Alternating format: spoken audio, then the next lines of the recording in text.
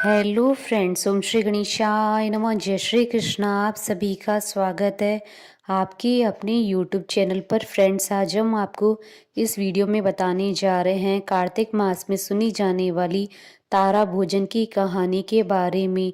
Friends, video शुरू करने से पहले आपसे रिक्वेस्ट है, अगर आप हमारे चैनल पर नए हैं और आपने अभी तक चैनल को सब्सक्राइब नहीं किया है तो प्लीज़ सब्सक्राइब कीजिएगा चैनल को, साथ ही प्रेस कीजिएगा बेल आइकन को, जिससे नए वीडियोस से रिलेटेड नोटिफिकेशन आपको तुरंत प्राप्त हो सके। और वीडियो पसंद आने पर वीडियो को लाइक और शेयर जरूर कीजिएगा ताकि सभी भक्तों को इस वीडियो का लाभ प्राप्त हो सके। और कमेंट बॉक्स में जय श्री कृष्णा जरूर लिखिएगा।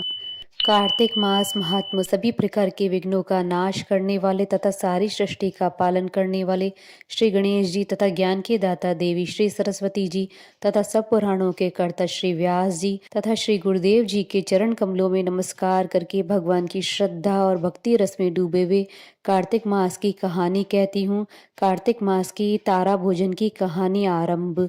किसी नगर में एक धनवान साहूकार था। उसका भरपूर परिवार था। 3 बेटे, बहू, पोते पोतियां, एक बेटी, जमाई, नातिन नातिन, सभी बहुत खुश थे। एक समय कार्तिक माह में साहूकार की मंझली बहू ने तारा भोजन का निश्चय किया। उसने तारा भोजन की कहानी अपनी सास को सुनने को कहा तो सास ने मना कर दिया और कहा कि मुझे अभी अपनी पूजा करनी है। उसने फिर अपनी जेठानी से कहा कि आप मेरी कहानी सुन लो। उसने भी मना करते हुए कहा कि मुझे तो अभी खाना बनाना है। उसने फिर अपनी देवरानी से कहानी सुनने को कहा तो उसने भी बहाना बना दिया कि बच्चों को देखना है। उसने फिर अपनी ननद को कहानी सुनने के लिए कहा तो उसने भी मना कर दिया कि मेरे ससुराल से मेरा बुलावा आ गया है और मुझे जाने की तैयारी करनी है। अब बहू बड़ी परेशान। साहूकार का घर राजा के महल के पास था। बहू राजा के पास भी गई कि मेरी कहानी आप सुन लो तो राजा ने कहा कि मुझे तो व्यापार देखना है। साहूकार की बहू बहुत निराश होती है। तभी वो पड़ोसन को देखती है जो तालाब से पानी भरकर आ रही थी। बहू ने उससे कहानी सुनने को कहा तो पड़ोसन तैयार हो गई। बहू और पड़ोसन ने मिलकर बढ़िया तरीके से पूजा की, कहानी सुनी, आरती की। पूरा महीना दोनों ने मिलकर यही नियम किया। बहू का कार्तिक माह का तारा भोजन का व्रत पूरा हुआ। जिस दिन उसने व्रत का उद्यापन किया वहीं देव योग से उसकी जिंदगी का अंतिम दिन था। भगवान ने उसे लाने के लिए स्वर्ग से विमान भेजा। स्वर्ग से विमान आया देख उसकी सास भी भागकर उसके साथ जाने के लिए तैयार हुई, लेकिन बहू ने मना कर दिया और कहा माँ जी आपको तो पूजा करनी है। फिर जेठानी आई, बहू ने उसे भी मना कर दिया और कहा आप कैसे चलोगी, आपको तो खाना बनाना है। देवरानी आई तो उसको भी मना कर दिया और कहा तुम अपने बच्चों का ख्याल रखो। ननद आई तो उसको कहा तुम्हें तो ससुराल जाने की तैयारी करनी है सो तुम वह करो। राजा जी आए और कहा मैं चलता हूँ तुम्हारे साथ, लेकिन बहू ने उन्हें भी मना कर दिया और कहा तुम्हें तो कारोबार संभालना है तो उसे संभालो। आखिर में पड़ोसन आई और बोली बहन मैं तुम्हारे साथ चलूं। तब बहू कहती है हाँ तुम मेरे साथ चलो, क्योंकि एक तुम ही तो हो जिसने कार्तिक के पूरे माह मेरी कहानी सुनी। दोनों विमान में बैठकर स्वर्ग जाने लगते हैं। तभी रास्ते में बहू को अभिमान हो जाता है कि मैंने कार्तिक के पूरे माह का व्रत किया और कहानी कही इसलिए मुझे स्वर्ग का वास मिल रहा है। लेकिन मेरी पड़ोसन ने तो कुछ भी नहीं किया, सिर्फ मुझसे कहानी सुनी, फिर भी मेरी वजह से इसे स्वर्ग का वास मिल रहा है। बहू यह विचार मन में सोचे जा रही थी कि अचानक भगवान ने उसे विमान से नीचे फेंक दिया। उसने पूछा कि भगवान मेरा अपराध तो बता दीजिए कि आपने ऐसा क्यों किया। भगवान बोले कि तुझे अभिमान हो गया है इसलिए तू यहीं धरती पर रह। अब तू आने वाले 3 साल तक तारा भोजन व्रत करेगी, तभी तुझे स्वर्ग की प्राप्ति होगी। और पड़ोसन को स्वर्ग ले गए, क्योंकि पड़ोसन ने बिना स्वार्थ के पूजा पाठ सच्चे दिल से किया था। अब बहू को अपनी भूल का एहसास हुआ। उसने फिर से कार्तिक आने पर तारा भोजन लगातार 3 साल किया और भगवान से अपने किए की माफी मांगी। तीसरे साल फिर से विमान आया और इस बार बहू को स्वर्ग ले गया।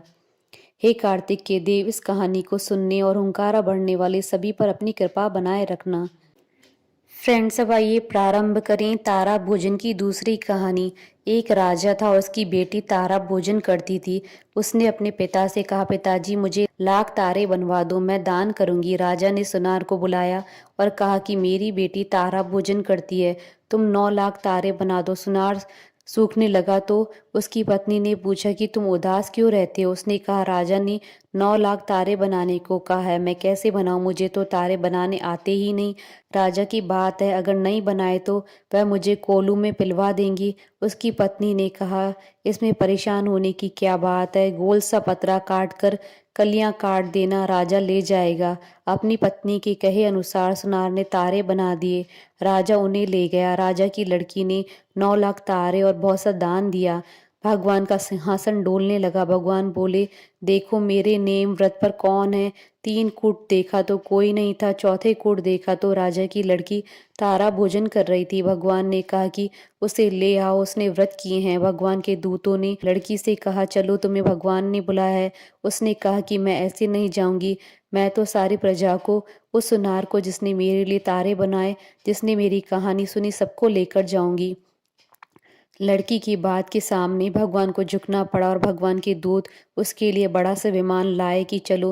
वह कहने लगी कि हाँ, अब मैं चल पड़ूंगी, और सभी को विमान पर बैठाकर चल पड़े। रास्ते में राजा की बेटी को अपने ऊपर घमंड हो गया कि यदि मैं तारा भोजन व्रत नहीं करती तो सबको स्वर्ग की प्राप्ति नहीं होती। लड़की के ऐसा सोचते ही दूत ने उसे बीच रास्ते नीचे उतार दिया। दूत जब भगवान के पास पहुंचे तो भगवान बोले कि इन सब में तारा भोजन करने वाली लड़की कौन है? दूत बोले कि उसे अपने ऊपर घमंड हो गया था, इसलिए हम उसे बीच रास्ते में ही छोड़ आए। भगवान बोले कि नहीं, उसे वापस लेकर आओ। लड़की ने 7 बार क्षमा याचना की, क्षमा क्षमा क्षमा क्षमा क्षमा क्षमा करो भगवान। इस कहानी को कहने अथवा सुनने के बाद कहना चाहिए कि जैसे राजा की लड़की को भगवान ने क्षमा दान देकर स्वर्ग लोक प्रदान किया, वैसा सबको प्रदान करे। बोले भगवान विष्णु जी की जय, सनातन धर्म की जय। हमारे साथ इस वीडियो में अंत तक बने रहने के लिए आपका धन्यवाद। ओम श्री गणेशाय नमः। जय श्री कृष्णा।